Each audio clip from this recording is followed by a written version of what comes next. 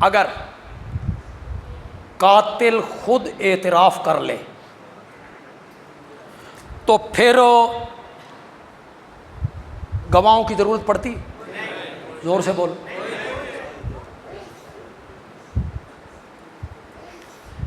وہ مقدمے جب ہوتے ہیں تو دوسری تاریخ پہ فرد جرم لگتی. کیا لگتی؟ فرد جرم. تم نے جرم کیا یا نہیں کیا؟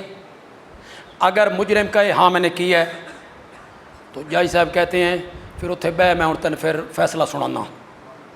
اس کے بعد وہ گواہ طلب کرتا ہے، کوئی ضرورت نہیں رہتی. مجرم نے اعتراف کر لیا. کوفیوں کا اعتراف ہے جرم. شاید اس سے پہلے میں نے کبھی حوالہ یہ پیش کیا. کوفیوں کا اعتراف ہے جرم. کتاب کا نام ہے مجالس المومنین، صفحہ 241. واقعہ کربلا کے بعد کوفہ کے یہ سردار اکٹھے ہوئے اور اکٹھے ہونے کے بعد انہوں نے آپس میں بات چیت کی.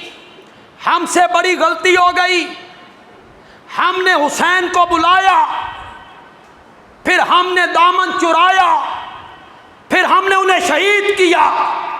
ہم شرمسار ہیں، توبہ کرتے ہیں.